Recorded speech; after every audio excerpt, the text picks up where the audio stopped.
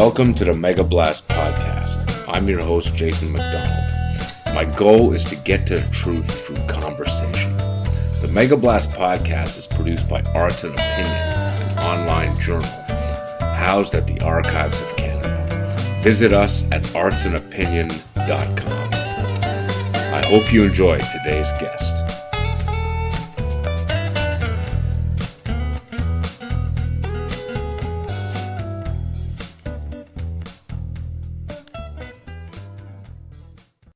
Welcome, Liz Hodgson. Thank you for being on my podcast. Thanks for having me. Yes. Okay. So the purpose of today's discussion is to talk about gender and the culture and things like feminism, where things are in 2022. So I thought I would start with the Me Too thing and what its effects are. And I want to start with, what are the good things about Me Too? Like, what was good about it in your view? Because it can't all be negative, right? There must be something there. I mean, we can talk about the negative points later, but if you were going to steel man the Me Too thing, what would you give me like a 2-minute summary of why it's something that was good? What would you say? Oh, wow. Well, no, it was amazing. It was amazing to see the despicable Harvey Weinstein finally get his comeuppance. I mean, that was he's a monster. I mean, the guy's a monster, right? Monster, a sociopath. Then, like you have with many of these movements, it starts to get a little bit weaponized by people with personality disorders. And also people get very addictive to victory. So, you have a victory, you bring down Harvey Weinstein, everything's great. And then you say, who's next? Who's next?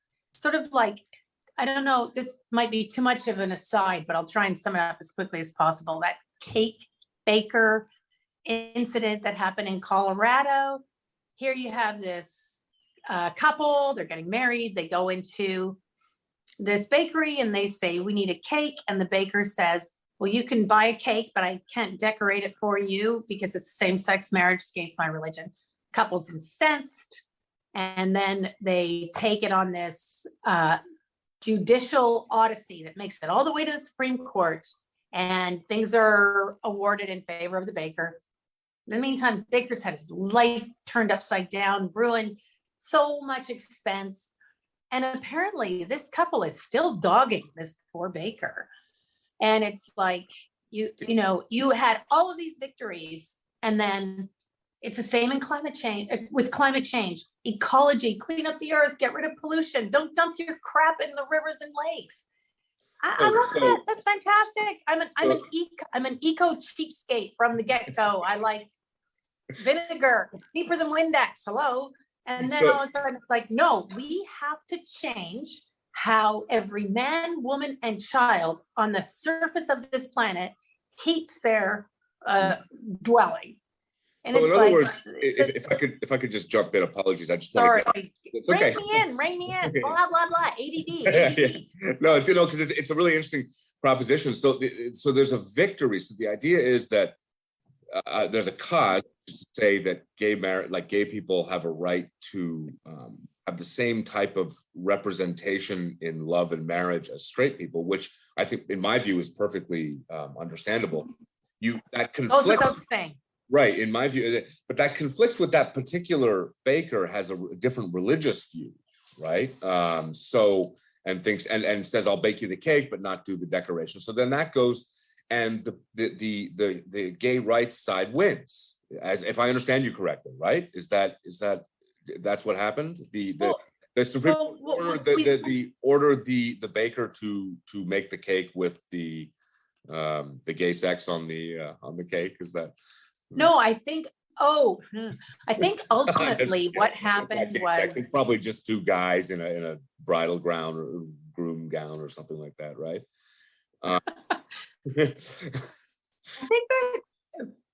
I think that's it's a can of worms, but no, I'm just trying to understand, like the Supreme Court ordered the baker to do it, right? no, the Supreme Court found in favor of the baker because Of the it's baker, that freedom okay. of religion I see. that is enshrined in their constitution. Oh, okay. I But see. just to get back, Yeah. to get back to the main, you have this incredible victory. No longer will monsters like Harvey Weinstein roam free. Of course, it's not true. They're still out there in Hollywood. Hollywood is a disgusting cesspool. We're going to get back to that later in the discussion about how repulsive Hollywood is, because it's absolutely cues from Hollywood is just like it's like what? But okay. But just to give you an example of how these things go awry and how the victories are Pyrrhic. And so, for example, the proto Me Too here in Canada, you'll recall, was Jian Ghomeshi. Yeah. And he was like the guy who was so worshipped by the country, by the CDC. The CDC kept on lifting his boat higher and higher and higher. He had become this huge star. He was untouchable. And then he was brought down by a blogger, basically a podcaster, Jesse Brown, and an ex-employee, Kat Borrell. And they had been, speaking of embers, they've been blowing on this ember until it finally caught fire. But what was interesting is the CDC, which is this bastion of political correctness, of tolerance, diversity, inclusion, etc. It had all been happening under their nose. They were really slow to react to it. It was a huge embarrassment for them. And then what happened after that? Well, somebody in their news division, I can't remember which show it was it one of their shows, investigative reporting show, they wanted a Me Too scandal. So they put the word out among their producers saying, you got a Me Too scandal. And what did they do? They went after Soul Pepper, and the creative mind that invented Soul Pepper, Albert Schultz, right? And they said, yeah, I've heard he's pretty touchy-feely. And they took the guy down. So they were in search. Let's just stop for a second on the Jian Ghomeshi thing. I just want to make sure that the facts are. We could do 3 shows about that. Yeah. But just to be clear, he appears to have been a sicko monster, I think, if I understand, unless all of those women are lying, right? I mean, these stories. Jian Ghomeshi is a sociopath. Yeah. Okay. He was guilty. I wanted to make sure that was clear to people listening, that he's this sicko who would attack. He seems to have gotten off on bringing these beautiful women home who were all into him because he was this big star, and then literally physically assaulting them when they weren't expecting it, And real, just stuff that just makes your hair stand on end. At one point when he turned the teddy bear, there was a teddy bear in the room. And he said, Googles or giggles or whatever shouldn't see this, and then he punched whoever it was. I was like, whoa, this guy is like, they're like the Blue Velvet. It reminded me of, if you've ever seen Blue Velvet, character, just an absolute sicko misogynist freak. Now, point is a very good one, which the CDC is a bastion of left-leaning, woke, all this kind of stuff. It has been for, I don't know how long. It seems like it's gotten much more so in the past while. And from what I've heard, I have a note about this. I have a friend here in Montreal who has a lot of connections with what he calls the CDC mafia. And he says that everybody knew about him being like this for a long time. I don't know if that's true, like in the CDC. Oh, yes, it's true. It's true. It's the Overton window. It's the Overton window of cognitive dissonance, because one part of your brain sees a giant star. He's a good-looking guy. He has all of the progressive bona fides. He went to York University and with a minor in women's studies, came off as Mr. Sensitive. He really hid behind all those progressive values. And then, the truth always comes out. But it was really the Overton window, because I remember, I briefly worked on Q 10 years ago. And I remember a friend was in town for a wedding. And one of the guests that he was staying with me, and one of the guests at that wedding was Kat Borrell, who was the producer that ultimately brought Ghomeshi down. Wow. She was at the party, and she said to him, my friend, something about the intern coming into work and having to wear a scarf to hide the bruises on her neck. Wow. And when Kieran told me that, it just went like this. Like, I sort of just thought, idle gossip, not true, can't be true. Why would it? I mean, it could be gossip, and also there's no proof. Even if a few women were to say that, you could say, for me, because even when the first accusations started coming out, I remember having some discussions with my neighbor at the time, one of Fanny's friends, my wife's friends, and we were sort of like, come on, this can't really be true. That these women have something to gain, blah blah blah. And then as it kind of continued, it became, okay, there's no way anyone can deny. I didn't have a dog in the fight. I don't listen to that stupid show or anything, but I just kind of thought, like, if you're going to make accusations like that, they should be true. And then it turned out they were true. So I don't know if that's Overton window more than just, it's sort of like you hear something about something negative and you think, well, people have interests they could gain, they could get a financial settlement, that could be like, that does happen, right? And that's a real problem in you can usually tell though, like Elon Musk is a great example, because they've been trying to bring him down. The New York Times has been trying to do hit pieces on him and stuff because they don't like his politics. They don't have anything on him. So there was right? one story. There was one story, and the woman, I think, made an accusation, and she got 250 grand. That is on its face most obvious shakedown, go away money. If you want to make the claim, you are guaranteed 250K. If it actually happened, it's true, you'll get more. But if you're just getting 250K, that is a red flag that you're a fucking liar. As you said a minute ago, the truth always comes out. I think that's what happened with Ghomeshi. And I think if someone like Musk is a sicko like Ghomeshi is, it'll come out eventually, right? Yeah, and he's not. He's a similar thing. Yeah, from what I understand, just at risk of getting into the political a little bit, but Clarence Thomas, from what I've understand about those accusations when he was being confirmed in 1990, that they appear to be just some sort of vendetta against it, because there never was a single other woman there was no other thing. It was only this one case by this one woman, and she apparently didn't want her name to be revealed to him, which made no sense, because it was like the accusations were made for a certain period of time and she was the only woman who worked in the office, right? So it was completely, the whole thing didn't make any sense, right? But that yeah. But something about the left is they're extremely racist bunch. Yeah. Well, in that case, I think racism, was quite in evidence in that particular, in the case of Thomas. He was. Oh yeah, you stay in your place. You stay in your place. That's how they think. Yeah. And so you have to have these views. If you're black, you have to have these views, and he didn't have. Yeah. Right, which is like, wow, how racist is that, right? It's Did you see Mr. Sulu talking about Clarence Thomas in the last couple of days? No. That was the amount of racism that has been spewing out of the left's mouth these last few days you would go pale. Yeah. And it's been like, I'm not paying much attention. I'm trying to avoid all of this stuff because it's. Oh, I've turned it off too. But yeah, the N-word out of white people's mouths, and this Mr. What the hell is that Mr. Sulu's name? He's from Star Trek. George Takei from Star Trek. You talking about George? Yeah. Yeah, Takei. Yeah. I actually loathe to mention it, but just called him something in blackface, and it was like.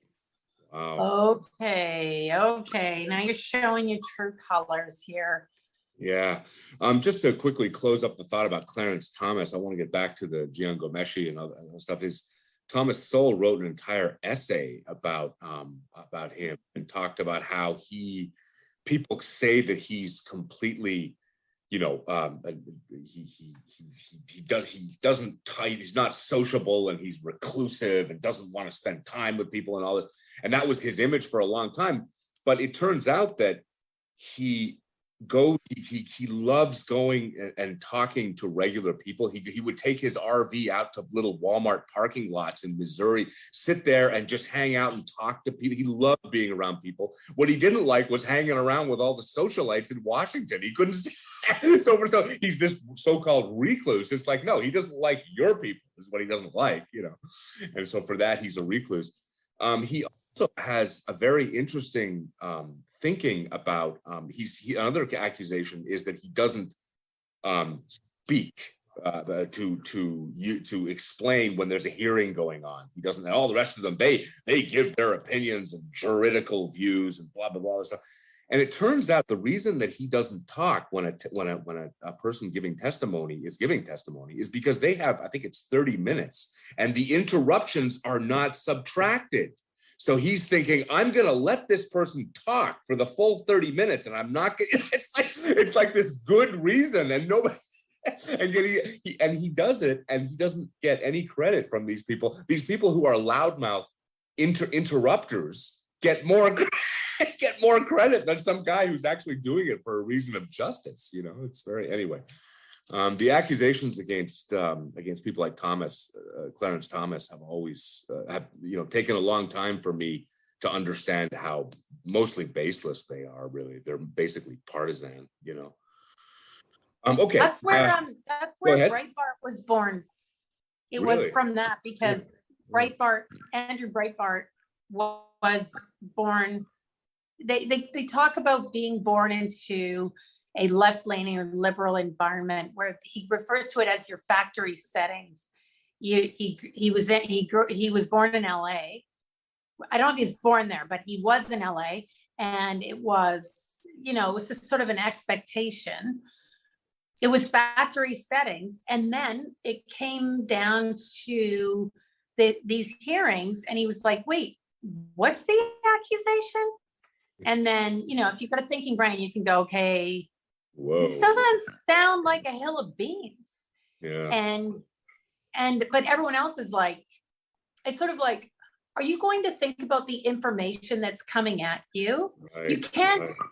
You can't critically discern all of it. Some things you're going to have, some things the New York Times say you're going to have to take on face value, right?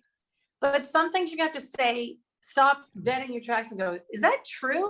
Because everyone's telling me that this is the 90s.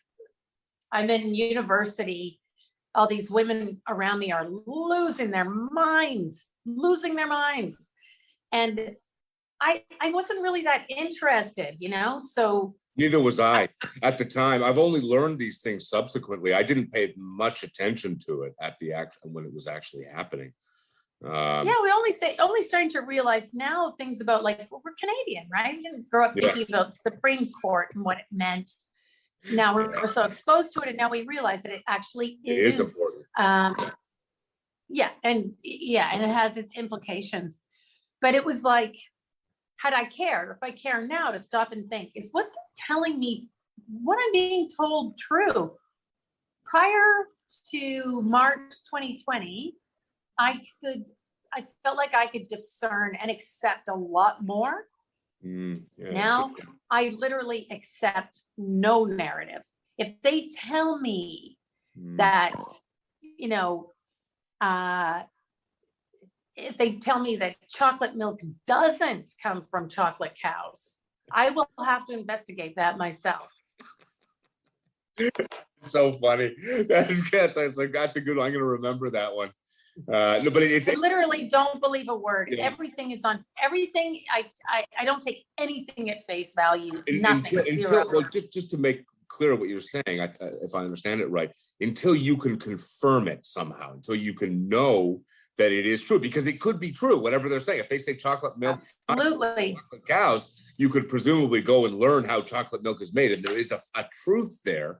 I mean, it's not a stupid thing to say, but if it were something like that, I mean, you could go and find the truth out of it, and you could find it. Yes, in fact, it is true what they're saying, but you should not take what they're saying at what anyone says. Really, I mean, it's anything we're saying right now. Anyone listening to this, if we say something that sounds wrong, please go and investigate it. And if I made a mistake in something, I'd love to hear about it in the comments and everything and all that. So, Now, something being one of the problems in our time is there are things that are true, and then there are ways of looking at those truths. And I think that this is the crux of the issue between, I think this is what that press secretary meant in some senses when she said alternative facts. I think it's kind of like you can take and you can look at it from a different angle, and it will look completely different, right? That was Kellyanne Conway. Was that who it was? Yeah. She's pretty smart overall. She's been somewhat maligned by the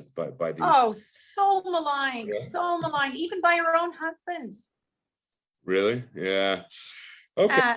I agree. I want to just quickly linger on her for a second. Do you think her being female has any, just because it's our theme, has any import to that? Or do you think that's just incidental? Her being maligned by or does it not matter just because she's a right-wing hater and they hate her for that? I don't know. I don't know. If that's the case too, then you could say that they might be actually going easier on her because the current press secretary for Biden right now, I mean, she's a disaster. You know, she's not good at what she does. That's the one. She's the black one? Yeah, she's a beautiful woman. Face. Yeah, she's black, right? Yeah, and she seems like a very nice person, but she's not. She's feeble-minded. She's not quick on her feet. She has none of the. She doesn't tick any of the boxes of that job, which you have to be quick on your feet and very knowledgeable. And well, you know when you see a good one, Ari Fleischer, I think, was one. If you watch carefully, he would listen to questions because the reporters are really smart. So they'll ask a question, he'll answer it saying, "This is our answer," blah blah. And then someone would ask another question that sounds like it's kind of related, but it's actually the same question. If you really listen to the question, they'll say, "As I said a minute ago."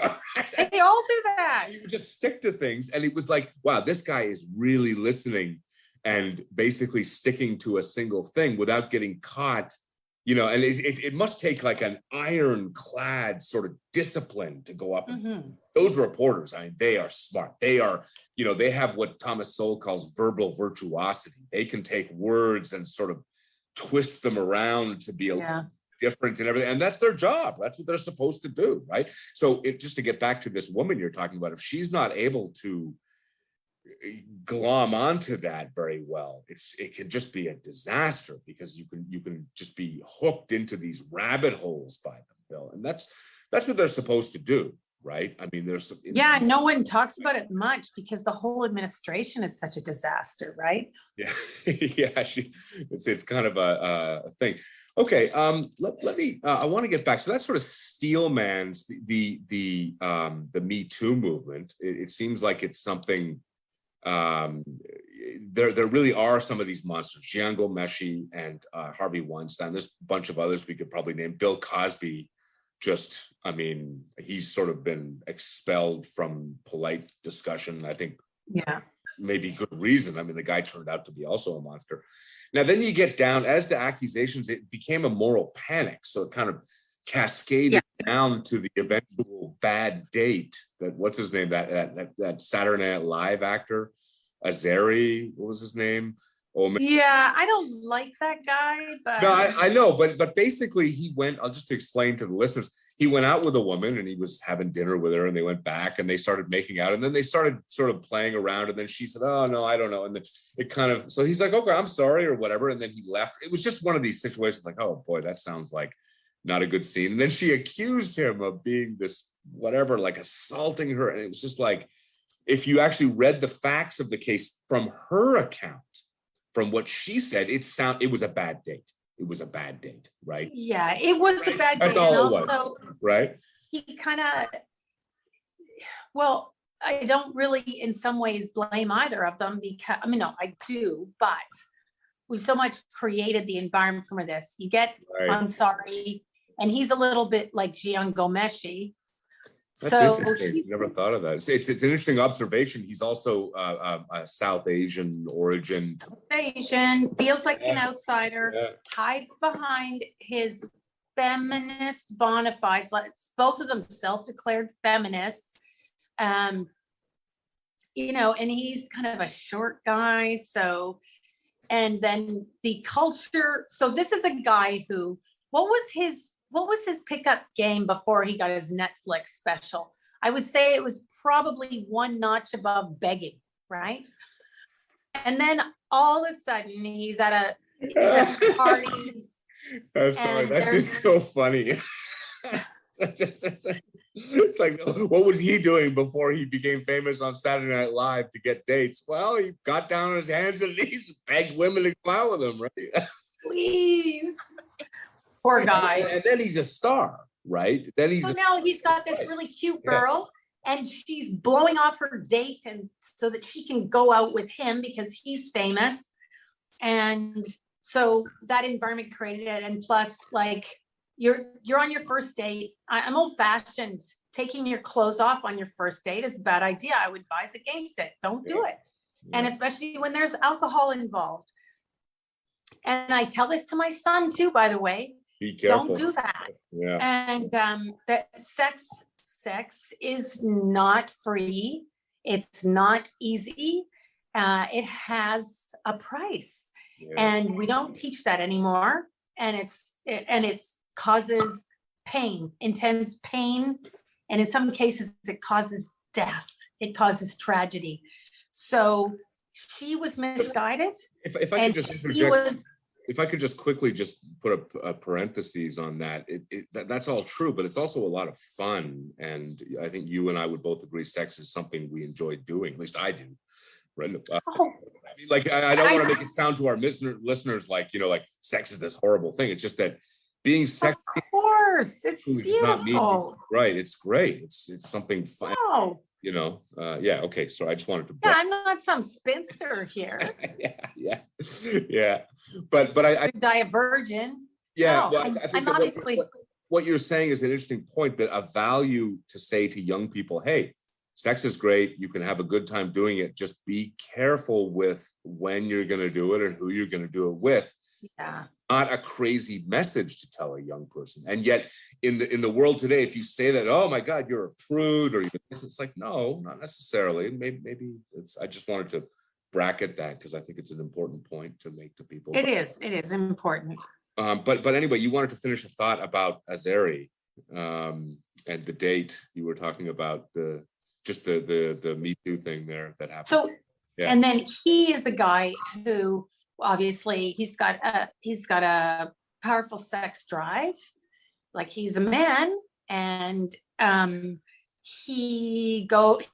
that old saying that women give love to get sex and men give love to get sex and women give sex to get love. I've never heard that, but that's a really interesting observation on the sex. Is very pertinent to our discussion today, just about different views of sexuality by males and females. Yes, and then so you have this potent male sex drive, and then maybe he is an animal, has learned a few tricks to say, I can salt and pepper it and sweeten it up with some expensive red wine and some Beaujolais and my beautiful apartment, but really all I want to do is fucking throw this girl on the bed and drill her one and then call her an Uber. And right, yeah. And then so that the communication lines of communication get lost. He's kind of taking her on your word. You're in my apartment. You have no clothes on. I didn't force you here. I didn't roofie you. So, and just to be clear about what happened, as far as I understand, once she started to protest, he basically said, okay, as I understand. Sort of he did. Yeah, sort of he did. I read and then she left. That's the account I read. That he was kind of coming at her, and I know something, and then she said, "Oh no, I don't know," and then he got up or something like that, and then she left. Well, of course he did. Yeah. But not of course. I mean, Harvey Weinstein would have raped her, right? I mean, just distinguish like his behavior compared to other Me Too people, right? Oh yay! I'm sorry, right. You're not a rapist. Good for you. Well, yeah. Well done. The reason I'm being so charitable is that if I understood the account right, that could have been a lot of dates with a lot of guys, like it could have been, it sounded like, maybe I'm wrong. Maybe it was more forcing than I had understood, but it sounded like it just started to go the wrong way and she started to get nervous. And then basically he backed off and she left, more or less. I mean, Do you know how many of these guys that get accused of rape and it turns out where they had no idea what was happening? They thought, I thought she consented. They really didn't know they participated in a crime. That's how confusing it is. So this was not that. This was that she did make her protestations known to him at some point, as I understand. Yeah, maybe I don't know. Maybe he's one chromosome away from being a full-blown rapist. Who knows? He's got that rapey energy. He's just a guy who he wants sexual satisfaction, and he doesn't really have the faculties to regulate that. How does that saying go? I think it was Erasmus who said, wise is the man that lets reason rule his desires. And then I don't know who came back with, the man who lets reason rule his desires has weak desires. So you have this really horny little guy, and he's trying really hard to be suave and smooth. And it just... not working. It's not working, really. I mean, and on her, she didn't seem very, from what I understand, she wasn't really that into it, right? That's kind of how I read it, right? She was into the guy on the Netflix special. Right. Yeah. And maybe she was a little bit into it, and then maybe she just felt like his bulldog. Anyway. Let me ask you this. Let me ask you this. Do you think there was some sort of line, even a very little small crossing with him, that maybe he went too far with her? Do you think there's anything, or do you think that it was, because my view is it was basically just a bad date, and that, because it sounds like you think that he was being more aggressive than I had thought he was. So maybe I don't have all the facts. I don't know. Or what is your opinion? Well, I wouldn't think he should be charged with a crime or anything. Okay, fair enough. So there's no actual rape if you were to. What about a moral, like, I mean, you as a woman, if you were in that situation, would you have felt that he had not violated, but he had pushed too far, and you would feel a little bit of, abused? It would have been really, for me, it would have been really simple. I got myself, that guy's a creep. And I got myself in there. Smarten up. Don't put yourself in dangerous situations. Don't walk down back alleys. Don't drink too much. Don't make yourself vulnerable. Right. You would have taken life is right, not as a kind of a lesson of like, oh boy, I should not have gone back to his apartment with him. That was a mistake that I made. Something like that, right? Is that interrupt? But yeah, go ahead. Well, I mean, this is the thing, is that life is perilous. There's so many perils out there, and you have to keep your wits about you. And this funny, it kind of like really is a dividing line, because, some women would take offense to what I'm saying there. They'd say, well, why don't we tell men to be less aggressive? And it's like, yeah, well, guess what? We fucking do all the time. Yeah. Men are trained from birth to be gentle with women, to be fragile. The ultimate crime. Jason, I can walk up to you on a Sherbrooke Street, right in front of everybody. You're thinking Montreal. That's right. I could wind up and I could punch you in the nose. I could break your nose. The blood could be flowing down, and there might be a few shocked looks, and you might say, ow, Liz, fuck. But would you hit me back? Probably no fucking not. way. I would be, I mean, if it was you personally, I would think, what's wrong with my friend? If it was a stranger, I would probably think, I better get away from this person because she's... Yeah, you run, yeah. Nobody would call the cops on your behalf. Nobody would call the cops on your behalf. Somebody might hand you a Kleenex, but there would be no ramifications for the person who did that. Try the reverse. Yeah. You would be tackled to the ground. And I should be. I mean, if I were to do that to you on the street, someone tackling me, you'd be immediately arrested. Several people would call 911. You would be in a cell until somebody bailed you out. You would be charged with assault.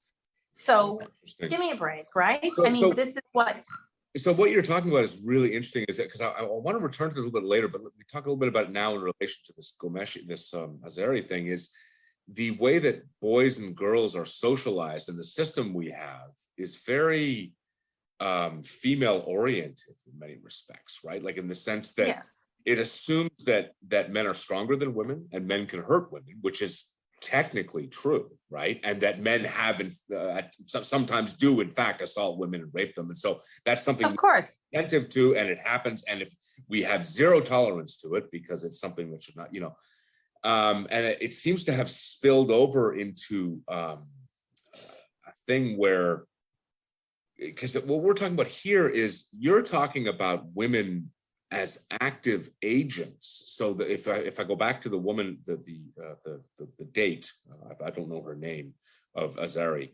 you're viewing her as an independent person who can make her own decisions, and that if you were in that personhood, you would think, oh my God, I should not have come up to this place. This is too soon. I should get out of here and go off and just try not to do it again, because I'm an independent agent who controls my life. Right? It seems like the view that somehow he is the one, like the idea that, well, men should control themselves is sort of moving along the lines where she's not really capable of making those decisions.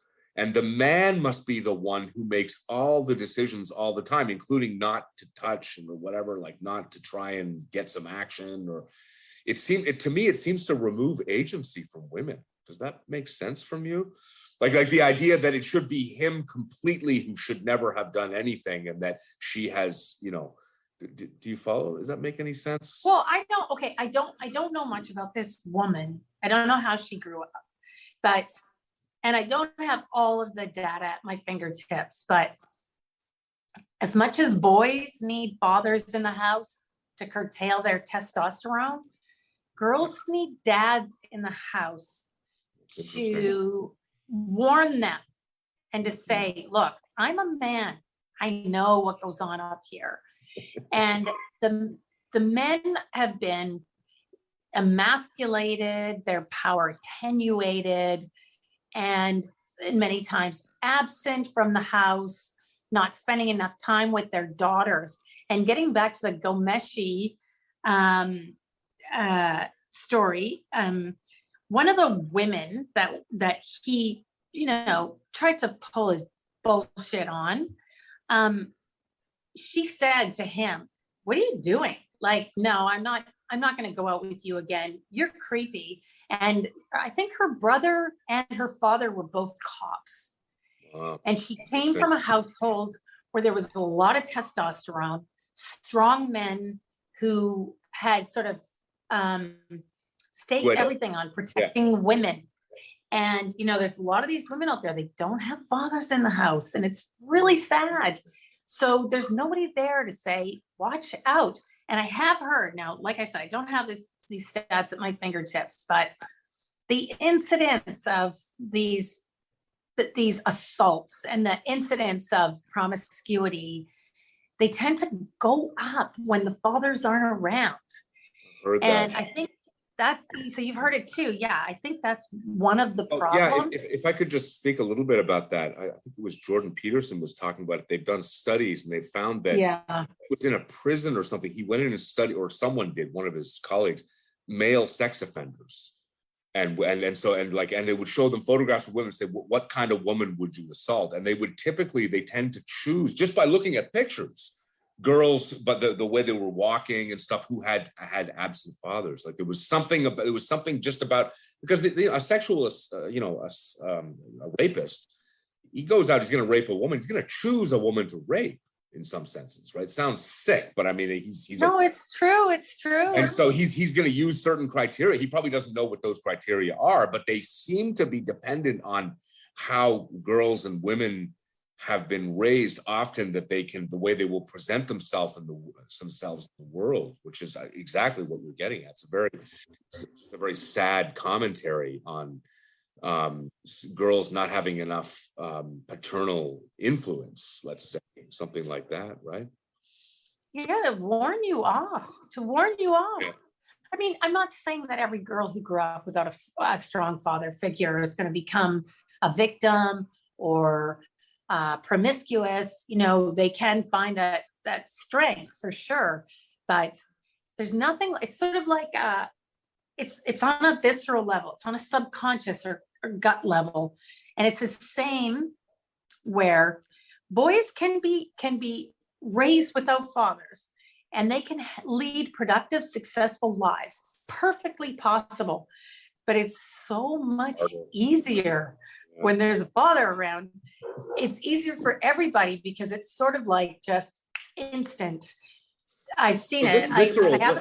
I want to just talk about this visceral thing for a second because I want to explore what it means. So the visceral view of the boy or the girl that boy or girl gets from a father or a male figure, because it could be an uncle, it could be, you know, the studies show that it doesn't. Oh yeah, or brothers. It could be a stepfather, it could be older brother. Yeah, a male figure around who's there to kind of guide you.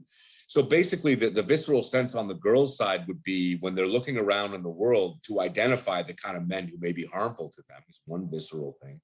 Another might be how they present themselves in the world will just, push that away too, possibly. Is that what you mean? Or they'll just look, like this girl who, you know, resisted Ghomeshi and said, no, I don't like what you're all about.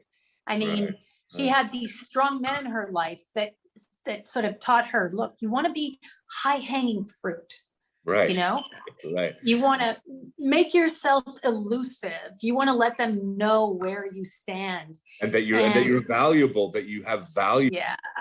You're not someone who can be treated badly, right? That you. Yes. Now, just to ask something. If that gets reinforced. Yeah, go ahead. If that gets reinforced with the idea that you've got like some strong men around you that are protecting you already. It kind of gives you a little bit of confidence and a presence in the world. Like, I'm here. I'm not going to be bowled over. I'm not so, and that you're going to be strong. You're going to stand up. You're going to fight. You're not going to roll over. Right. Can I ask you something about that that particular case, like with that woman with Ghomeshi?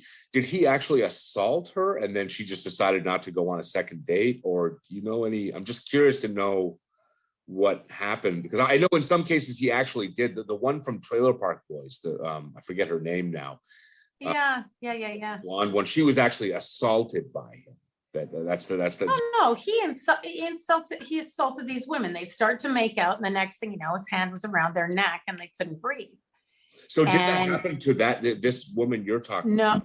No, but it didn't go that far. Like, because I'm wondering, like maybe she prevented it just by kind of reading his signals and leaving, or I don't know. I'm trying to fit it into. Well, that happened countless times. Countless times, women did this. I think he particularly liked this girl. Obviously, she was very beautiful. He obviously went after beautiful women, and she was young. And I think with some women, it was a case of, well, maybe I can change him, or, you know, I'm attracted to him. I think he's good looking, and I like the way he talks, and I like that I perceive that I could. That's a pathology, I think, among some women when they encounter these sort of, men who are bad to them, let's say, right? Is that, they think that somehow that they can somehow affect that behavior, or what you see this a battered wife syndrome, right? That they'll stand by the husband beating them. But just so that woman, in her case, she basically was on a date with him and kind of just didn't like his energy and then left. And then he kept bothering her. He kept calling her. So she could see it. She could sense something was wrong with him, or at least didn't like him for some other reason, right? Is that? I think a lot of women did. They were kind of like, okay, see you later, dude. A lot of women did. Interesting. And then other women thought, I don't know, these women, they're type of women that bring home the birds with the broken wings, right? Yeah, like we were talking about, the battered wife, this guy has good in him and I can bring it out. And that's actually not a bad thing. Like, I think of having, if a woman commits to a man who does, it's good for, if a man and a woman are in a relationship, and not everyone's perfect. I mean, this is not to excuse wife beating, obviously, but I mean, you can imagine situations where men are flawed and they have a woman who believes in them, and that's not a bad thing, and vice versa, right? Absolutely. You know, and then But you so that's can't not fix necessarily malignant narcissism. Yeah, that's Narcissism. Yeah, yes. There's sort of a limit where it's like, okay, this guy's a narcissist, or this guy is just a sicko, and he's not going to change. So I got to pull my. There's something wrong with his brain. Right. Yeah. So Okay. there's something wrong with his brain, like probably the part of his brain that deals with violence and the part of his brain that deals with sexuality. They're probably situated too close together.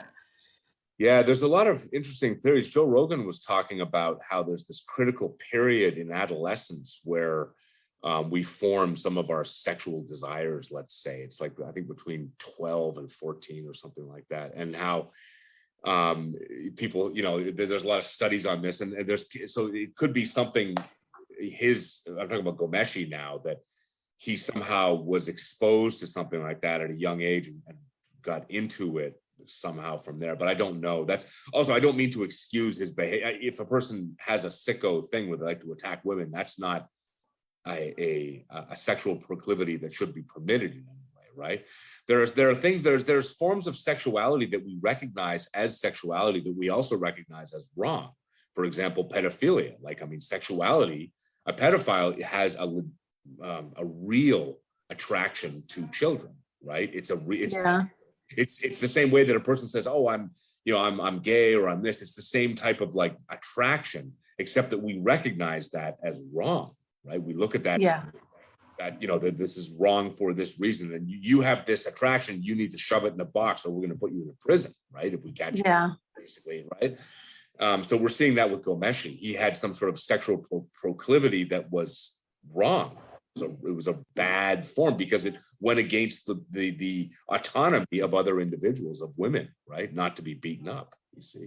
The other thing is that he was enabled by a sick and decaying society, because basically what happened to him was, he was in a rock band, and then his star starts to rise, and these women are coming out of the woodwork at him.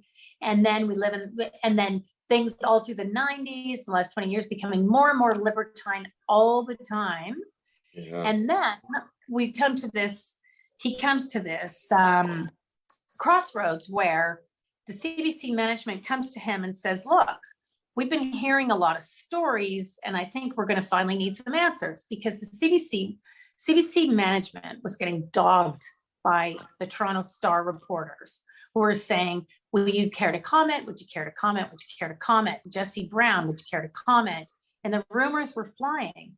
And the CBC, I guess, who was president at the time, at some point, she's like, we got to face this down. We got to figure it out. And then they started saying to Ghomeshi, we're going to have to sort of get answers to this, because we're hearing a lot of rumors. And, you know, we're gonna need to kind of nip this in the bud, because they're asking us on a daily basis, are you a sex offender? And Ghomeshi kept on saying to them, yes, you know what?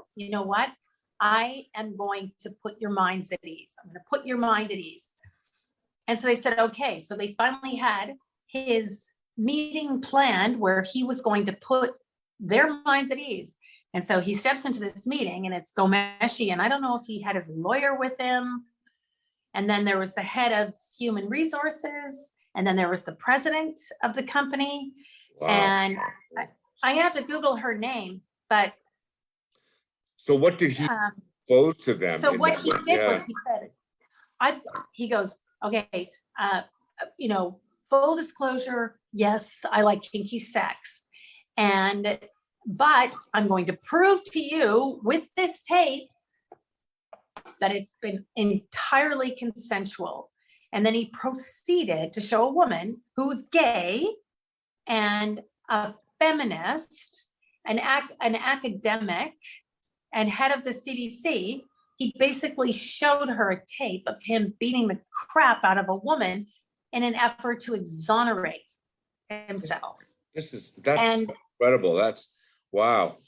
So who created that environment? Wow, that is just okay. So just I'm trying to understand why he would think that would exhaust. Well, look around you. Why would he think that? Take a look around you. First of all, everybody kept saying yes to the guy. Yes, yes, yes, yes, yes. Right. Want a book deal? Want this? Want that? Come and stay at my house. Here's a raise. Screw Peter Mansbridge, old white guy. You interview Barbara Streisand. You're the star. And then women throwing themselves at him, throwing their phone numbers all the time. And then porn everywhere, unlimited porn. And environments like, hey man, do what you feel. Sex is awesome. And a hyper-sexualized environment. And don't judge me. Yeah. And so the guy walks in there under the impression that him beating the crap out of a woman is going to. He shows this video to them, and how do they respond? I mean, do they go, what they fired him? So they reacted with the proper, what do I call that? They didn't go, oh, okay, this guy's just a kinky dude, likes to beat the crap out of him. Hey. No, they fired him. They marched him out of the building. They said, goodbye, get out of here. We never want to see you again. That's actually the best thing I've heard about the CBC in a long time, that they didn't, I was kind of expecting a penny to drop, like, oh, okay, well, it's just kinky sex. And then, and then people kept on. Well, that goes to show you what was on that, how horrifying whatever was on that tape. So he gets home and obviously he's upset because he's lost his job. And then what does he do? He calls his damage control people, and they give him very bad advice. They tell him what you need to do is get out in front of it. Get out in front of it.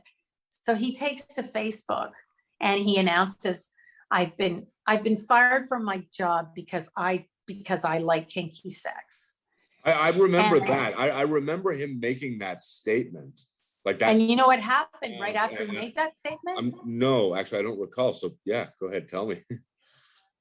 Well, the Toronto Star had been sitting on that story, and the lawyers, and Jesse Brown, who had taken the story to the Toronto Star because he didn't want to reveal it on his own. He kept on saying, let's publish. And Toronto Star was like, not yet.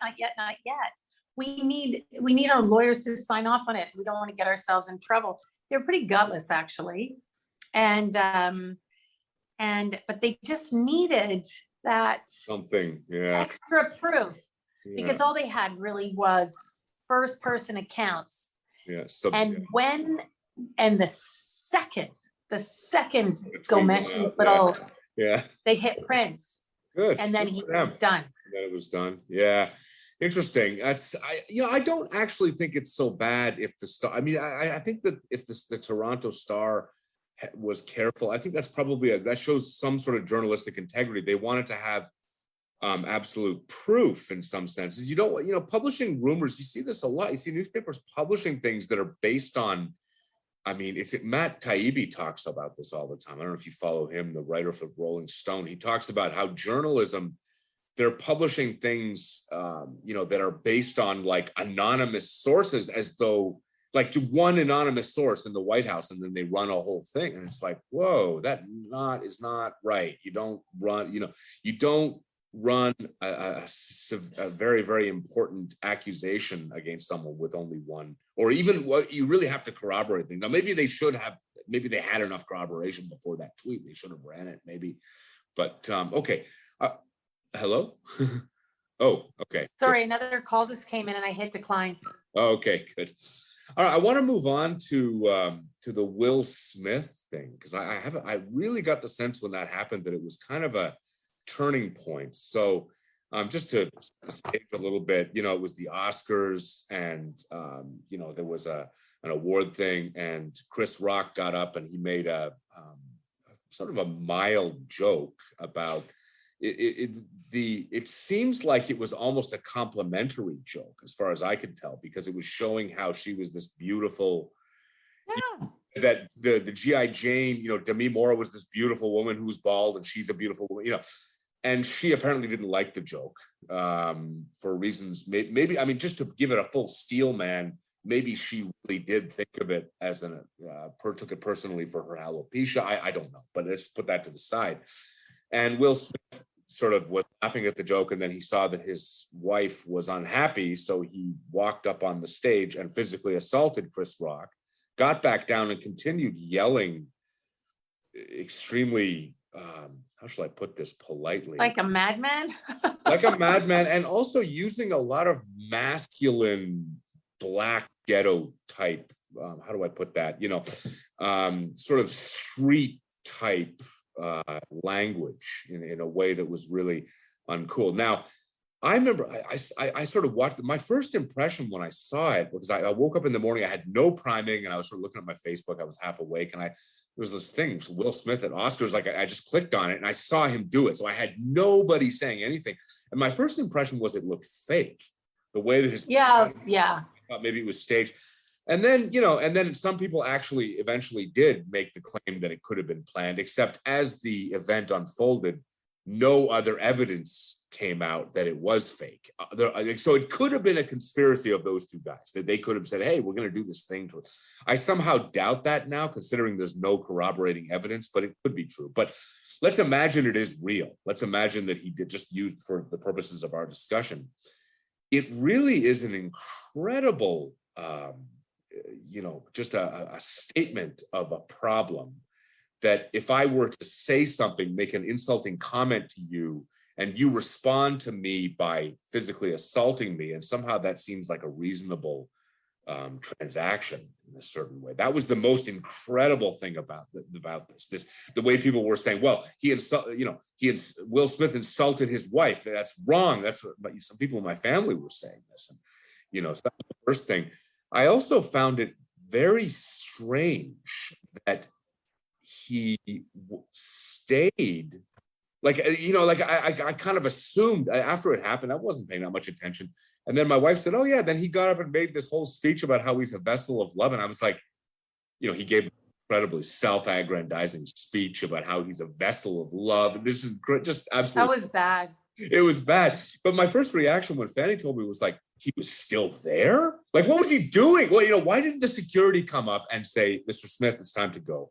We're taking you outside. You need to leave now, And to me, that says something. That's not a gender thing or anything. It's just the fact that he wasn't expelled.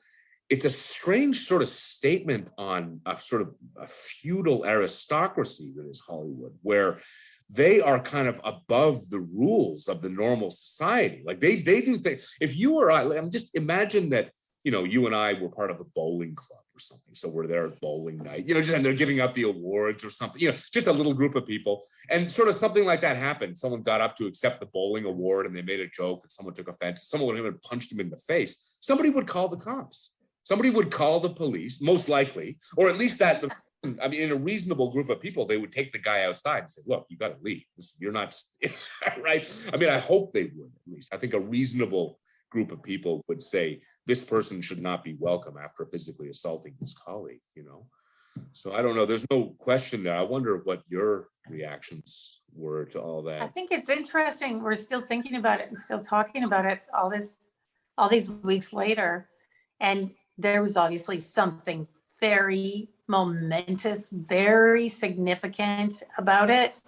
Like I think so. I think it was some sort of a turning point. That's but I could, especially when it happened on the heels of all of these closures, lockdowns, pandemic, like a boiling pot, issues of race, issues of gender, your place in Hollywood. It was an extraordinary and meaningful and impactful moment that most people won't forget. It's so funny. Everyone's going to remember the day that a woman got up in court and said that Donald Trump tried to commandeer the steering wheel of the beast. And we'll remember that in history. It's like, no, but I will remember Will Smith forever when Will Smith did that. It was such a flashpoint. Everybody can relate to that second when you lose control. Yeah. You lose control and you're not in control, and it is fucking terrifying. And Dangerous. obviously, nature made us this way because at some point, completely losing control is going to come in handy for you. Usually belong in the realm of an animal with very frightening teeth. You lose control and you might have a chance, right? Yeah. And I think the most interesting thing that was said after that was said by Denzel Washington, who, you know, took Will Smith and said, the devil comes at your highest moment. Wow. I think that was such a searingly brilliant and insightful thing to say. Can I just quickly ask you about that, because I hadn't heard about that. I just want to say something quickly about Denzel Washington. To me, a beacon of rationality in Hollywood. I mean, I don't know if you've seen these cases where he addresses classes of universities where they're going to graduate, and he says, he just gives these inspiring speeches and how fathers should be in the homes, and he's a total beacon of rationality, and he's just an amazing.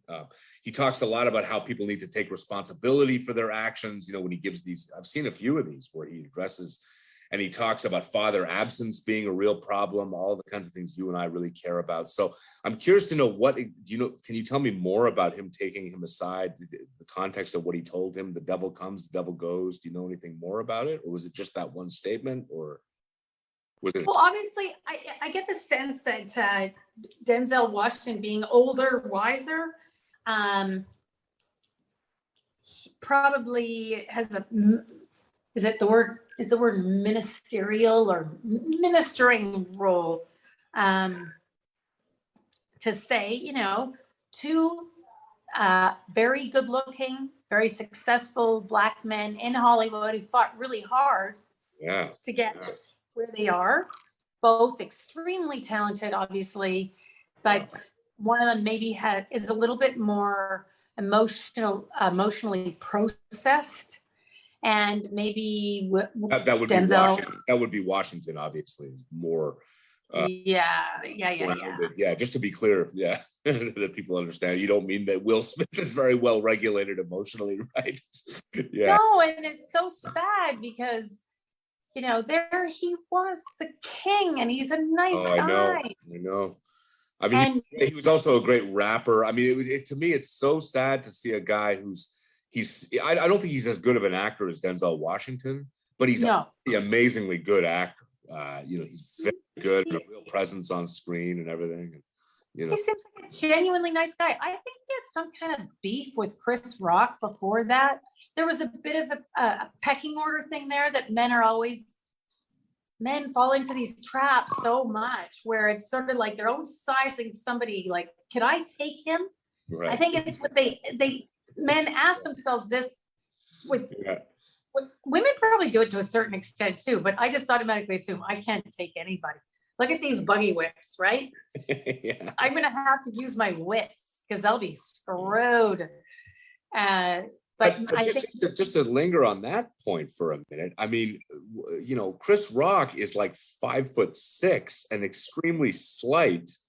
It was a terrible look. There was the 6'2" very, very strong, big guy bullying this little guy. I mean, look at the pictures of it. The size difference is just incredible. And I thought, that's terrible. If you are that big man, you shouldn't beat up the little guy just because you can. That's part of your job, is not to, in terms of if you're good at using violence, one of the things you have to do is not to use it on an innocent person who can't back. And that's kind of what we saw there.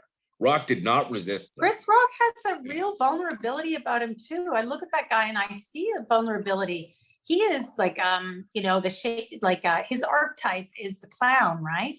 Right. Which isn't to say a bad thing. The clown is the wise very good one. Thing. That's right. The clown exposes bad behavior, But the clown tends to always be singing for his supper. He's only as good as his last show. And Chris Rock has kind of a vulnerable look about him, where Will Smith is strapping, dazzling white teeth. I mean, he is a god. He's a physical god. And I think very, very much better looking. I mean, just if you look at their faces, Will Smith is in my view, a very handsome. Not that I'm a good judge of men, but Chris Rock is not that good looking. No, he's not. I mean, he's not bad looking. No, he's but, not bad he's looking, not. Will Smith is a handsome individual. He's a god, you know. Yeah, He is. He really is. He's an Adonis. Yeah. And then you look at and I think it's almost like if you took it really down to like the playground, and you have this pecking order, and maybe the king of the castle would look over at some dorky guy who's very clever or whatever and think, that kid just needs a punching. At some point, I'm gonna have to get around to finding a pretense to punch that kid because I don't like his glasses, Wow, and that's such an interesting observation. I hadn't thought of that maybe he, in a weird way, it's kind of like the big kid on the schoolyard being a bit jealous of the guy because it's really hard to do. Comedy is probably the hardest art form that exists. Do you know? Yes. If you think about acting is not that hard. Most actors, they stand there, say something. Have you ever heard the Jerry Seinfeld thing about, say what we told you to say, this is all they're doing, right? It's like, they're not doing very much, it's like, and other art forms, like, learning to paint, you could, it seems like you could do it. Music is, most music, a lot of people could do it, but getting up on a stage and telling jokes, that is hard. The hardest thing to get good at. You have to suffer. And so 10,000 hours. 10,000 hours. 10,000 hours of humiliation. I think a lot of comedians have to be humiliated on stage in order to get good at their craft. Whereas Will Smith, he's a rapper. He's a pretty good rapper. And how hard is that to be a good rapper? It's not easy, but it's hard. Being a comedian, I don't think. I think being a comedian is really a difficult thing. So there could be a kind of a jealousy there. This little twerp of a guy can get up there and do stand-up, and I could never do that. Would anybody laugh at Will Smith? Some people might, but I don't know. Like, I don't think he could do stand-up comedy. I think he could probably host an award show and be funny and jovial, but I'm not sure he could do stand-up comedy. I could be wrong. No. You you have to write it. That's the thing. You're that's right. You got to be the writer. That's right. He could probably say the lines. When he was on Fresh Prince of Bel-Air, he was pretty good at delivering lines, and he was funny and everything, right? But actually being a comedian, he was great on that. You see old clips of that show, he's fantastic on that. He's this sort of recalcitrant teenager type with his hat on sideways and stuff. He was so good in that, and anyway. He's a star through and through. Whoever took, set eyes on him when he was 16 years old knew it. Apparently you can just tell, just you knew. You took, just one look and say, this guy's got it, Yeah, and you're going to see him again. And yet he probably couldn't be a stand-up comedian. I doubt he could be, although I don't know that for sure. I don't know if he's ever tried. I'll give you an example. Jim Carrey, of someone who has amazing talent, but is not a good stand-up comedian. Apparently in Los Angeles, he goes to the Comedy Store. He gets up on stage and starts to try and do stand-up comedy without doing anything with his face. And apparently he was terrible at it. He did this all the time. No one was laughing. Everyone's going, boo, And it's amazing because apparently all he would have to do, this is according to Norm Macdonald, all he would have to do is just do one of his faces and everybody would just break into laughter, but he refused. He's like, no, I want to learn how to do this craft. I want to be able to do this thing that Norm Macdonald can do and that Chris Rock can do and that Larry David can do and that Jerry Seinfeld can do, because it's extremely hard to do. And I want to prove that. And or maybe even he was tired of his old yeah. It's like enough of making faces or whatever. Let's try something different, right? But enough chewing up the scenery. Yeah, well, I wonder if there's, just to speak to your point about the jealousy, there could be a weird, deep jealousy in Will Smith. I don't think it's jealousy. I think or jealousy is not quite the right word. It's like pecking order, Right. Pecking order, and maybe he had a beef in the back of his mind, and also. Just this confusion about where he stood. And also maybe Will Smith just isn't that bright because he walks up on, if he had walked, I get it. I get people lose their temper and they do fucking crazy shit. Stuff. And it should be understood. Humans are like, look at us, it's so complicated.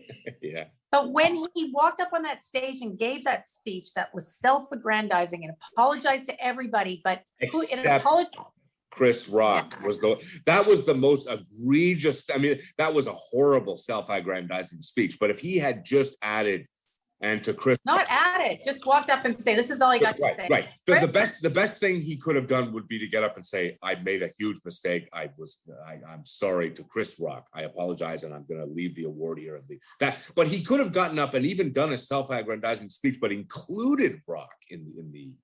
He could have even tacked it in. It would have at least shown some form of control. I think that, I mean, he still would have been criticized correctly that he gave his self-aggrandizing speech, but there wasn't a single mention. It was all about this vessel. He went in for a rationalization. He didn't know what just happened. He wasn't ready.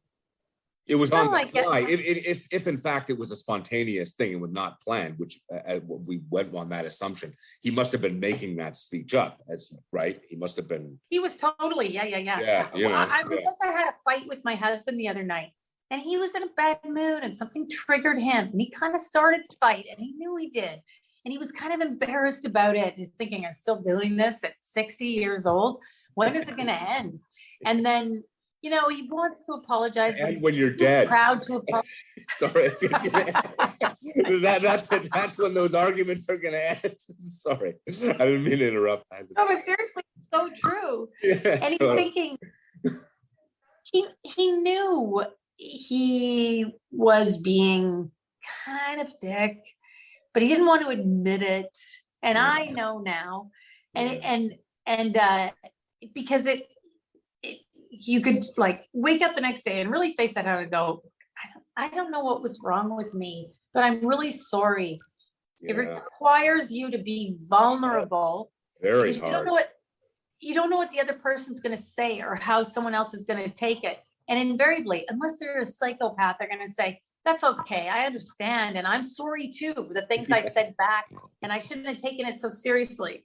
But what happens instead is they're thinking that the other person's going to say, "Yeah, what the fuck was the matter with you?" And if somebody does that, that actually does happen sometimes. Yes. And that's why people tragedy when that happens, because in theory you could be deemed correct because you're an aggrieved party. Like let's say Will Smith were to go and apologize to Chris Rock, and Rock said, "You know what, Will, you're an asshole. Screw you." In theory, Chris Rock could do that. The victim, but that would just be so ungracious of him to do if Will Smith come with a real. Douglas Murray talks a lot about how in our time with social media, how we should do apologies and reintegration of people who've done wrong things. I think this is a really important discussion to have, because you're pointing out how hard it is. Just two people in a marriage who are talking in the room, it's so hard to do, let alone in a public sphere where everybody's watching you. But there has to be someone. I would love to see Will Smith publicly make a statement, something like, "You know what? I am deeply ashamed of what I did, and I'd like to apologize to Chris Rock, and I hope he forgives me, but I will understand if he doesn't." Something like that. And genuinely, and then Chris Rock would likely, because he seems like a real mensch to me. Chris Rock, I mean, he seems to have good guy very well, in all this. And I would not be surprised to say, "You know what, Will, I really appreciate that. Maybe we can go have a beer and just get over it and move on." That would be so cool to see. Why aren't we seeing that? Why aren't we seeing, what is wrong with being a normal person in the world? I mean, by the way. Well, the Hollywood publicity machine wants it to go away. Yeah. They probably want. Yeah. Well, this weird thing of how they didn't kick him out at the moment, and then a week later they banned him for 10 years. It was like, okay, so you don't do the right thing at the moment, then you ban him for 10 years for movies he hasn't even made. That doesn't make any sense. He did not commit murder on the stage. He did, right? He murdered his own career. Well, no, but he did something pretty bad, but it was something that could have been, they could have said something like, "We would like, Chris," they could have just issued a kind of an advisory thing. It would be nice to see Mr. Smith make amends for this or something. That would have opened the door to, instead of just, "Oh, we're going to ban him for 10 years because we're powerful Hollywood people and we are in control and blah, blah, blah," right? I mean, Well, somebody joked, hey, guess what, Oscars? We've already imposed a lifelong ban on ourselves because we never watch the Oscars again. Or someone else said, I just want to speak about that quickly. That was part of my immediate theory. This was all going through my mind in those seconds as I watched the slap. I thought, nobody's watching the Oscars anymore.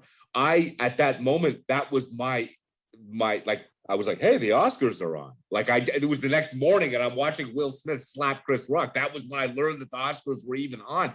So in my mind, I had this flash of like, boy, they must be really desperate to get people to watch. That they planned this weird thing. Look how fake it looks, And it could just be that they revitalized their brand by accident because it's not revitalized, the wrong word, but rekindled focus on the Oscars through that. They may have gotten. I would say so, except there was just one problem. That was the worst Oscars ever. And as I said in my Substack newsletter, that it was egregious, it was tawdry, it was tacky, and then it reached this crescendo of vulgarity and coarseness with this slap.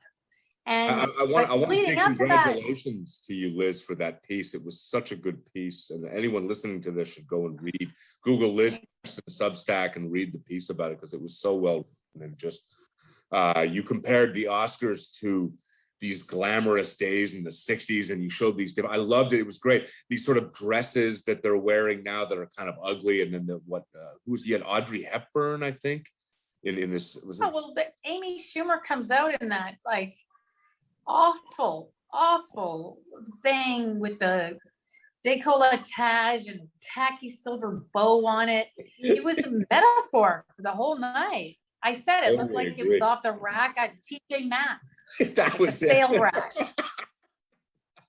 And then, throw your mind back. You show a picture of Audrey Hepburn in this. She's all beautiful and thin and everything. And she's wearing this backless. It looks like a backless thing that she's glamorous in. Chef's kiss. Yeah, it's just like, wow, that is so, that it's like you have these images of people wearing tuxedos and Steve McQueen or whatever, and all these people in the audience go, wow, that was like the Oscars really meant something when The Godfather was up for awards or whatever. Now we've got X-Men movies? Like, I mean, what are they even? I mean, it's like, I don't even understand what Hollywood films are even really doing. There could be some that are good that I'm sure there are some good movies being made in Hollywood these days, just to be clear. But it's so funny how most of the action now is series television. If you're looking at very, very well produced drama, right? So I just wanted to go ahead. You were going to say something. Well, what's interesting is everybody was so cautious about shrinking attention spans, and people need more excitement and they need things to be shorter and not so much depth, because total nonsense. It's the opposite.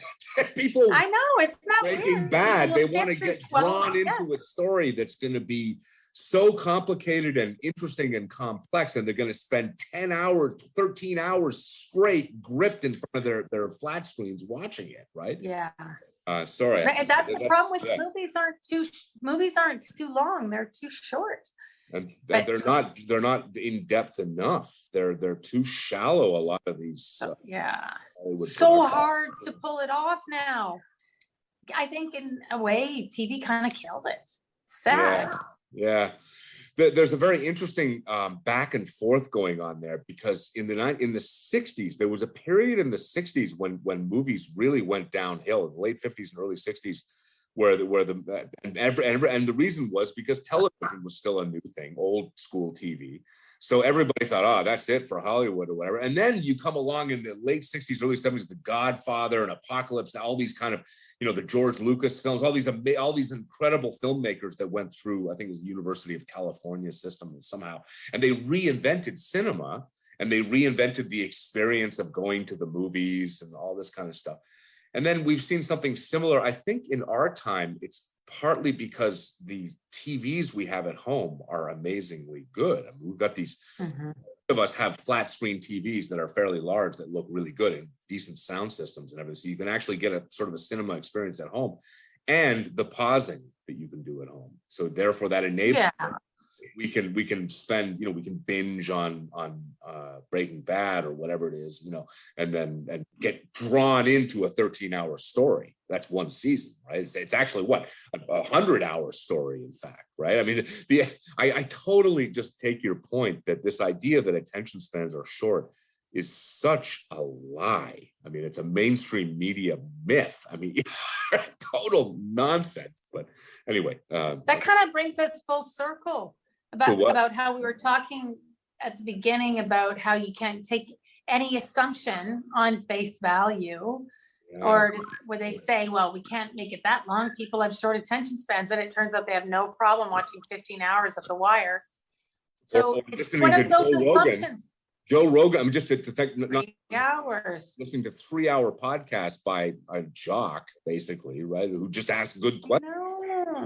No, I love Joe Rogan. I mean, it's this idea that people can't, like if the media people making CNN and Fox and MSNBC, we got to get it down to 15 seconds. It's like, no, you don't. They're dying. Yeah, they're over. It's funny you should say that. I was just thinking about that because I remember the Mighty Q. I don't know if you guys have it. Get it in Montreal. It's Q107. Toronto radio, yeah. And this legendary DJ, John, it's going to come to me. Anyway, I remember I was listening to that station. Sometimes they play some good tunes on there.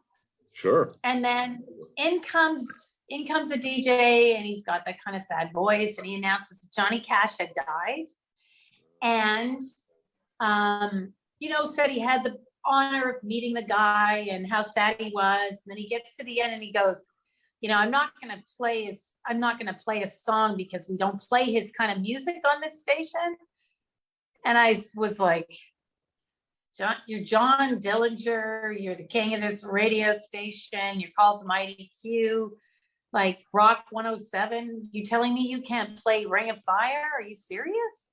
But obviously it was outside of the script of the radio consultants who tell him what to play and what not to play. It was kind of that second I thought, this is all dead. This commercial radio is all dead. Yeah. Because look at us now. We could play Ring of Fire right now if we wanted to. And we could do it. And it's like, they're so constrained. And that's why they're all dying. They're all dying. The constraints are killing them. My friend Dave Eddy, he wrote this absolutely fantastic story for Galaxy Brain, which is like this kind of online zine run by my friend Michael Murray. He wrote this really long, beautiful piece about moving to the country. And it's like laugh out loud, funny in parts, and then it's very moving in other parts. And it's a beautiful piece of writing. And then he winds up writing the same story for Toronto Life. And it's like, it was so, I don't know. It felt like it was an out of tune, like can I ask you hit you the string. Can I ask you something just about the technicalities of that? Was it shorter in the Toronto Life? Well, obviously there was length restraints, then there's lead times, then there's the printing, and then it goes through all these filters. But really what it comes down to is, what is the story that Toronto Life is looking for? Well, the story Toronto Life is looking for is real estate, because real estate is what Toronto people talk about all the time, all day, every day. Big yawn for those of us in the rest of the country. That's a big yawn when we hear Torontoans talking about real estate. So anyway, sorry. No, but seriously, it is. Yeah. So what does it come down to? It's mindset. So you can be an editor and say, I want my writer to write what is the truth for him or her. Right. Or you can say, well, what we really need to find out about is, why is there so much honeydew melon in fruit salad? And it's like, and then, well, get me 2,000 words. And so what I'm picturing a guy wearing a fedora, with like a cigar going, we need 2,000 words on honeydew melons. Get McGraw out there in the supermarkets and interviewing people. And, can I just say something quickly about what you're saying? Because I had a similar experience with this. I've only published 2 articles on Arts and Opinion, which hosts this website, this podcast, by the way. Arts and Opinion is a fantastic online journal. It's had really big names like Noam Chomsky published on it. So I'm very honored to be a part of it. But my editor, Rob Lewis, was extremely kind with me, helped me edit. It's a very, very long piece. You helped me with that. Oh, sorry. It was my timer. I have to. Okay. I have to go on a call, but finish. I've got a couple of minutes still because I think it's going to be late. We'll close quickly, but I'll in a second. But so I wrote that piece, and you helped me with that, and anyway, eventually it was published, and people seemed to, it got onto Reddit. Respond. Yeah, but I also sent it to the Montreal Gazette because it talks about issues to do with, language. Yeah. Oh yeah. Actually, they responded and said, "Wow, we may want to do something with this," but which was, Rob said, "Wow, the fact that they responded was something. They must have, but they wanted to cut. They said, "Well, we need to get it down to 600 words." So I started trying to work on it, and I was like, "I can't get this thing down to 6. It's just not." What I could do is I could take out all the kind of angry phone language issues that sort of come in, like the things that might, inspire the Gazette readers and play up the linguistic fissures in Montreal, whatever. And I thought, I don't want to do that. I don't want to be a part of this whole, machine. Yeah, why? Get everybody angry about Bill 96, and I don't want to be a part of that. I want to create a new idea of what it means to be a Quebecer, and be proud of, all that and whatever, and talk about these things honestly. And I don't want to be adding to the problem by writing a 600-word piece that's just going to have people going, God damn it, those, French Canadians and Quebec trying to shove their laws down our throats and everything. And by the way, I'm critical of Bill 96. For anyone listening, the search and seizure things are terrible and all that. I get that. But I'm not one of these people out there going, they're trying to suppress our language and kill us. I'm just not like that. But okay, why don't I know we only got a few minutes left. You gave us a nice hard exit. So I want to close on some positive things about. I like positive. Yeah, just because I actually made a note here. Going towards the future to do with gender, we sort of have drifted a lot away from it, but we can return to it now.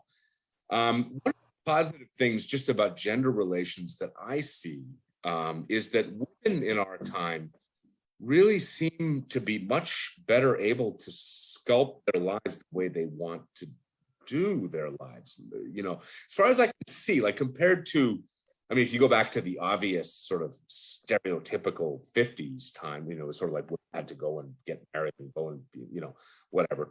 So they've moved a lot of the way into women choosing what they want to do. Now, one of the effects of that is women in the freest countries in the world, like in Scandinavian countries, tend to choose more quote unquote female dominated. Like this is Jordan Peterson talks about this, like in Scandinavia, where they've actually gotten women to be as equal as possible. If they see more sorting, where there's more male engineers and more women nurses somehow, because women are better able to choose what they want to do. Presumably, that's a hypothesis of why that's happening. I'm sure some feminists would say there's some, hidden sexism in Sweden that must be forcing women to become nurses or something, right? Some sort of crazy hypothesis like that might be a counter hypothesis, but that's something good. The other thing that I wanted to mention that I think is a good thing, and you can comment to close, is the issue of boys. We've touched on this throughout this. Boys and men seem to be kind of forgotten in terms of what they might want to do. And, it seems like a kind of like a masculinity, like, well, boys can take care of themselves and so can men, which I think is a good thing. I don't want somebody going, oh, are you feeling okay? I want to be able to take care of myself and be who I am without, feeling like people need to feel sorry for me or try and help me. Not that I don't want help, but But there are some issues of boys not doing well enough in the school system that are now coming to light. I'm sure you're following this, right? More girls are getting into university now and all this kind of stuff. And it's only girls. There's no white men left at university. It's weird. So what's going on? So I doubt that's sexism. That's much more likely that it's something to do with girls are being encouraged more in the lead up to universities, and boys are. I don't know, because I mean, when I came, I had an argument with a friend about this the other day. I went to see, her daughter was in a play, and in the play there was almost all girls. And it was not a problem. I was just like, that's interesting. I noticed that it was like there was 2 boys out of like a cast of 30 students or something that were in that. And I happened to comment on that. I said, hey, that's interesting. It's mostly, she said, the school is mostly girls. And this is a well-to-do school in Outremont where the parents are all affluent actors and actors. So I thought, well, if there's 1,000 students in the school and it's 550, but it sounded like she was saying it was sort of 60 or 70% were girls, which makes me think, what's going on? Are there more girls in the surrounding neighborhood? Are they? And is it? And then as soon as I started asking these questions, my friend started to get very agitated when I started to. I thought, well, maybe it's because the society is more open to women these days, and she got very, very agitated. No.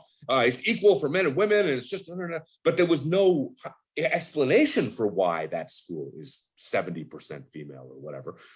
And I don't think there's any sexism. I don't know. I'm genuinely curious to know what is going on when these types of things are happening. One hypothesis is that boys are dumb. I mean, that's because I said to my friend, that's one possibility. Maybe boys are just dumber than girls. And we're just finding out now after how many thousands of years. I don't think that's very realistic. But my point is, I think people are starting to be aware of this. My friend doesn't think this is a problem, but I think there's some sort of a problem. And I think there's more awareness that there's a kind of some sort of an issue there with boys. What would you say to all of those rambling thoughts? You can close us up. I think you're dealing with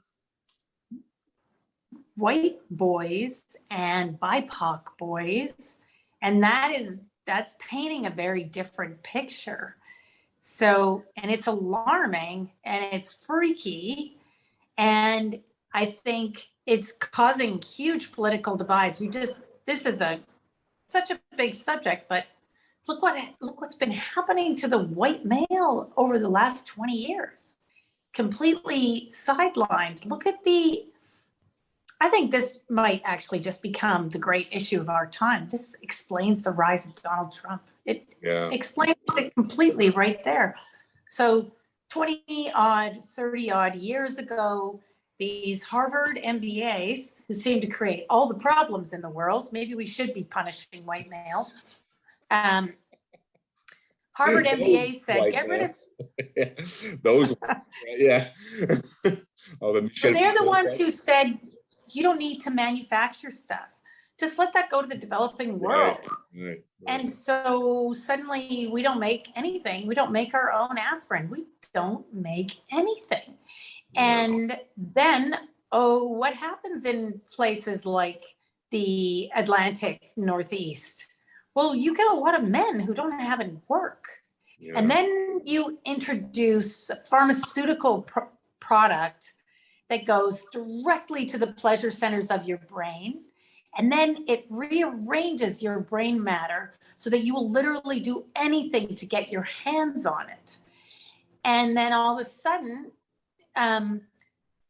longevity starts to go in reverse. So for men, male American of Caucasian ancestry, their life expectancy has gone down, as have Russian men as well. Well, they drink too much. Yeah. No, I think you're touching on something really important, which is that we sort of attacked all prejudice everywhere, which is great. But then there was sort of one group left over that not only was any prejudice not condemned, but it was condoned. To be prejudiced towards males, and especially white males, was actually seen as sort of something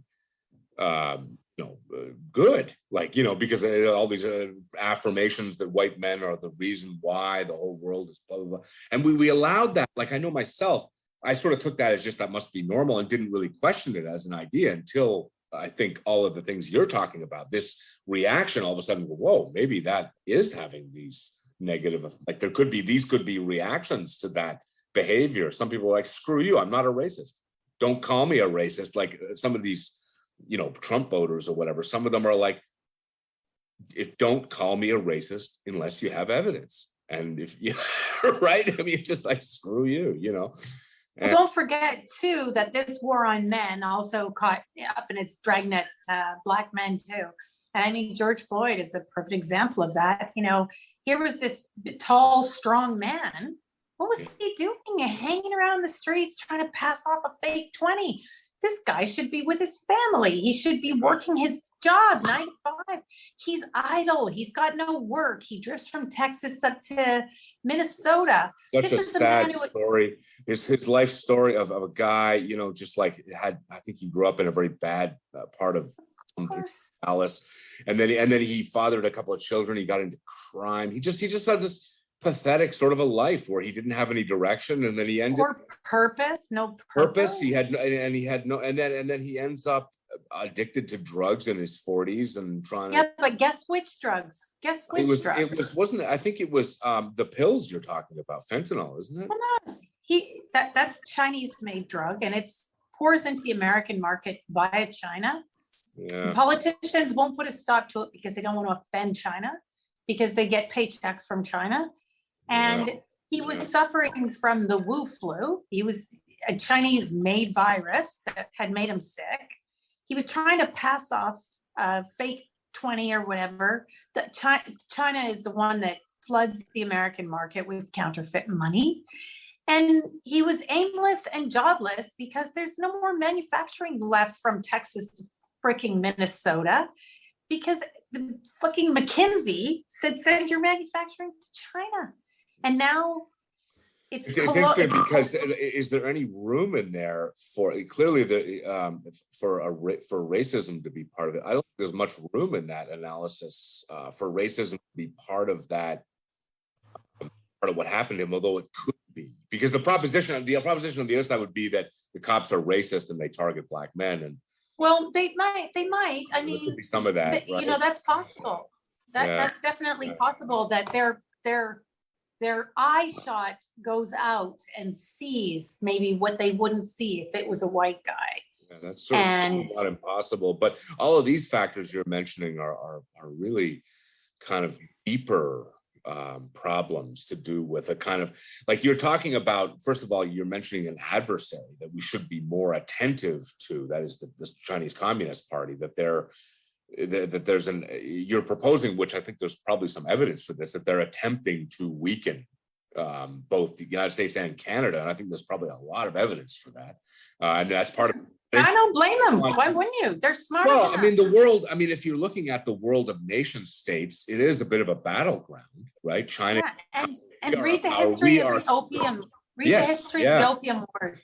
Right. I was just going to mention that it's kind of a last laugh on us. I mean, that's what the British did in China in the 19th century. They brought in opium and all the, created a nation of drug addicts. And then now that's seems to be that there's a strategy going on with fentanyl. But okay. I know you have to go. I really wanted to close on a more positive note, but I will say that I do see a lot of positive going on in terms of, I hear a lot of people talking about, like, just the thing with China you mentioned. Up until the last few years, nobody mentioned China as a threat. It was sort of seen as just, they were making too much money off of it to mention it as a threat. And I'm convinced that has changed. I think it was Trump who basically was the first one to say, you know what? This is something that could be dangerous to our people, right? He was the first one to kind of openly say these things and get them, and of course they attacked him for being a racist and all that. But then now that's actually fairly not unmainstream at this point. that people are talking about the Chinese communists as a real threat. So I see those things as a threat. The Chinese Communist Party is an international crime syndicate. Yeah, they're very evil. And, yeah, they're also using the dollars that are, they're selling stuff to us. They're using those dollars, focusing them on building a military machine. And we all know this. This is not secret. They're developing. And I mean, you could say from their point of view, that's a reasonable thing to do. They want to have more hegemony in the South China Sea. Eventually, that is going to be a threat to liberal democracy, and I think more people are talking about that. I think that's which I think is a good thing, because I really wanted to end on some sort of positive thing. So, listen, Liz, I know you have to go. I can see you checking I saw you checking your phone there. It looked like. Oh, they were asking me, when am I going to call? So I just told them I just need a few minutes. Okay. So I know you have to go. So I want to thank you again. We drifted away from the objective of this a fair bit, which is fine. But maybe in future we could come back to it, because I wanted to talk about some other things to do with feminism and also to do with Johnny Depp, and we didn't even get a chance to touch those things. We got off, but it's all good. Okay, so I want to thank you again for coming on the Mega Blast podcast. Johnny Depp, yeah. Okay, thank you for having me. We could just sit here and shoot the breeze all day. I don't think we'd ever run out of stuff to talk about. I don't think so. Okay. So, I don't want people to get bored of me. You know what, Liz? I didn't hit record. I can't believe this. It says record. It's recording. Oh, it is? Okay. Oh, boy. Okay, I'm going to have to edit that one out. Okay. All right. Thanks again. Okay, thank you.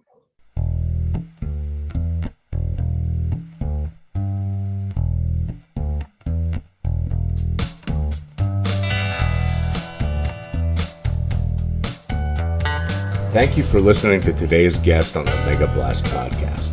I've been your host, Jason McDonald. This podcast is brought to you by Arts and Opinion, an online journal, which is also available in the Permanent Archives of Canada. Visit us online at artsandopinion.com.